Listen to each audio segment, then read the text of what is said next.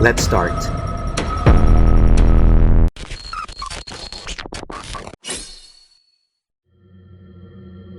One step at a time. And speaking about one step at a time, right? Uh-huh. Let's talk, let's We're talk a going to lot. podiatry now. Let's talk a little bit about that footwear technology and health. Mhm. What are the? I'm pretty sure you study the effect of technology on people's feet. Mhm. What are the cons and pros? What are your recommendations? Because we were talking offline a little bit about how weight and anatomies affect the technology you wear. Can you give us the cons and pros on this? Okay, so there's so many gait we do gait analysis to see how you walk from heel strike to toe. It is something amazing visually. There's also technologies where you can walk on digital technology, for lack of a better word, to analyze your gait. Orthotics or inserts are amazing, not the over-the-counter stuff as much as a custom orthotic that your podiatrist makes based on your weight, based on your activity, based on the way you walk, based on the type of foot type you have, to make sure that your foot is in the best position possible to minimize any abnormalities to the foot. You might have bunions, you might have heel pain, reducing any pain associated with that. I think everyone should have an orthotic. I think it makes the shoes much, much better, no matter what your shoe preference is, especially for those who work out, and even the women who wear heels, or and people who wear flats. There's an orthotic for everyone. That's amazing because I don't know how women wear heels because for men it's like wearing casual shoes that after a while you feel the pain. And is women heel wearing heels is the number one cause of bunions or some sort No. of different So this, bunions are genetic. Shoes are causative, are an aggravating factor, not a causative factor. mm, There are some women who feel I admire them. There are women who can run in heels, and I'm like, I would just die, okay, because my foot can't take it. Again, one size never fits all. Do I now on the non-doctor side as Kordai DeCoteau? Do I like a cute heel? Of course, I like to be dressed up and what have you, but I try to do I call it responsible podiatry where mixed with fashion. So, I love wedges. I love a variety of, kitten heels. I try to make it still attractive while trying to be somewhat ethical in what I'm doing as a woman. yeah. And we spoke about minimalist shoes a little Oh, bit. yes. Tell us what is appropriate.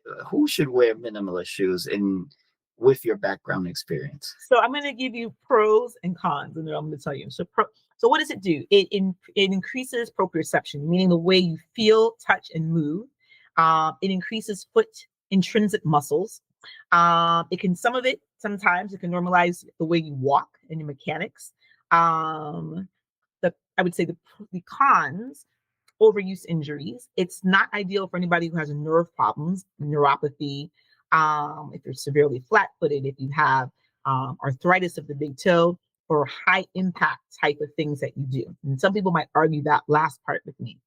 But I think that, you look at the equity angle. Foot type, pathology, workload. You need to know what those are, and you should not be doing that. I think between a good podiatrist and there's sneaker stores that are great at that will say, okay, this sneaker is for this, is for that. Are you a pronator, meaning you roll in? Are you a supinator, meaning you roll out? So you need to know what your foot is before it's trying to do that. Some people who've never worked out in their life put them on and try to run, and then they come in and they have a fracture. And I'm like, well, you know, that's not for you. It has to be, I think minimalists are better for people who are used to running and don't have the pathology or the cons that we mentioned. So before jumping into that, I would definitely see your podiatrist and then go to a great sneaker store that can address that. I love what you said because it's all customizable. I will share a story with you that I'm a big runner. I've been running since I was God knows like 10 years old.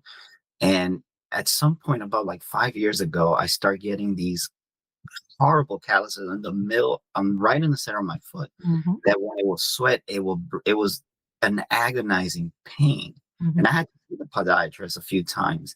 And I remember they will clean the whole thing and it was like a big hole and it will take a while for it to heal, right? To get back.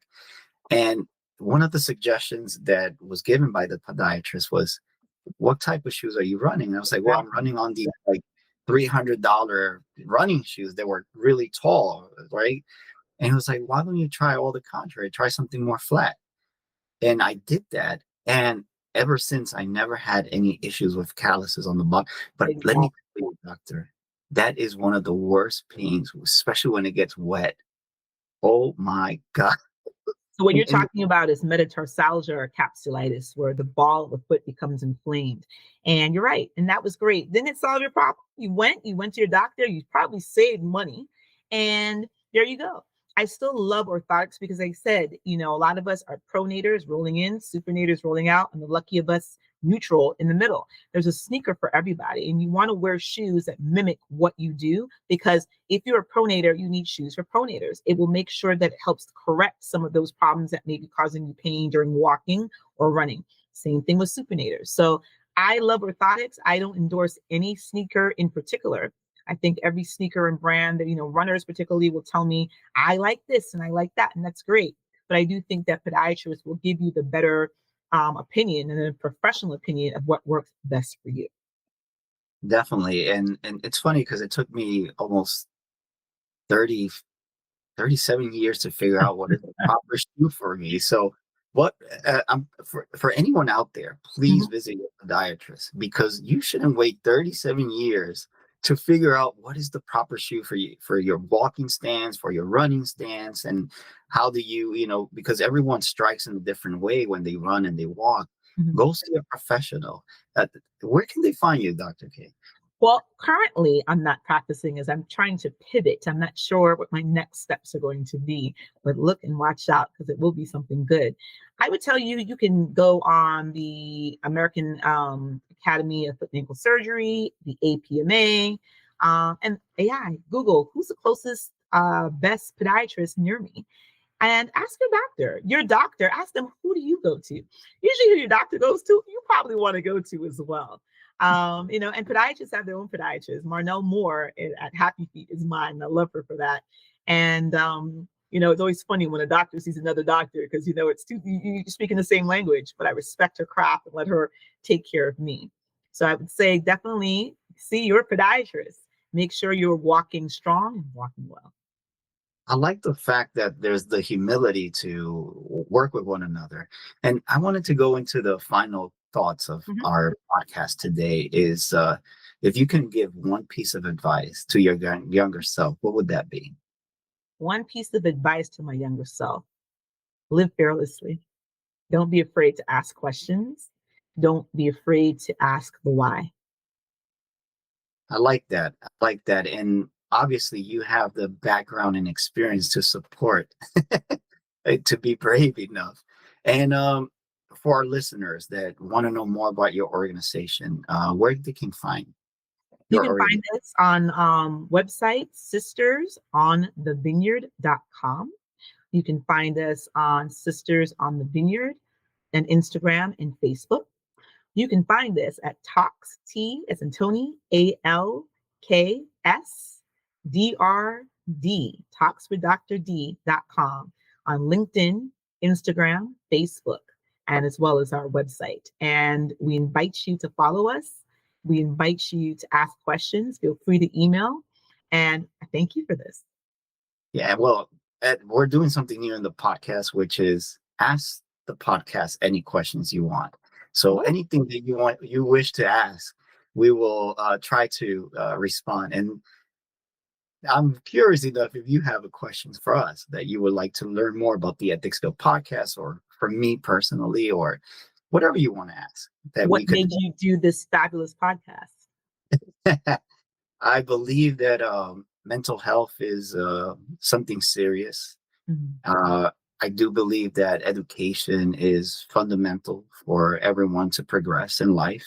So when I started the Ethics Guild podcast, it was more with that mindset. And also, we talk about Jesus and Christ.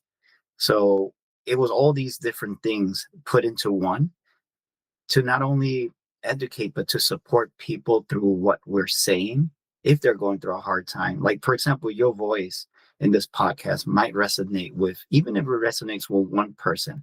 And if that one person is able to take the advice and do something about it and change their life, That's a victory. That's a I'd victory. rather have It's a victory.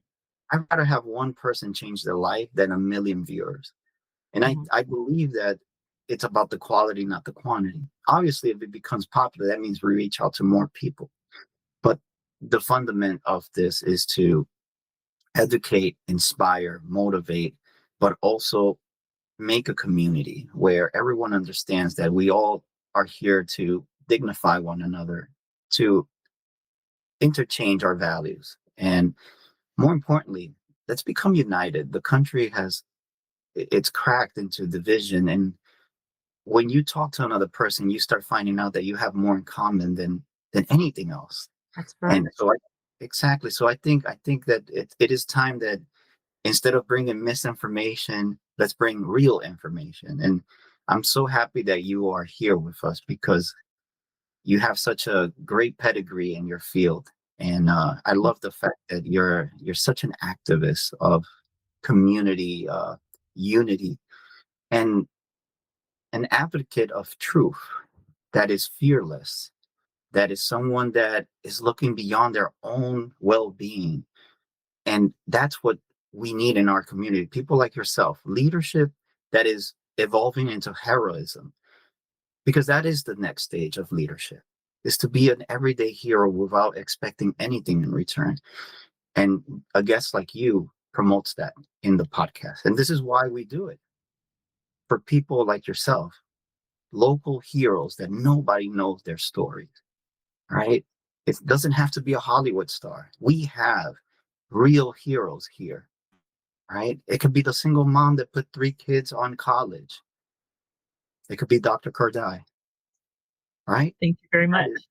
Exactly. That's the reason why we're here, is to give a platform to the real heroes that are with their untold stories. So I'm very thankful the fact that you asked this question, and this is your house, Dr. Carday. Whenever you wish to come back, and also if you ever want me to, I don't think I fit into the niche of sisters of the Never know.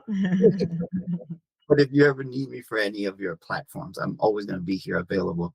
And I want to thank you immensely for your time and for your expertise on the podcast. And is there anything you want to say to the public before we finalize?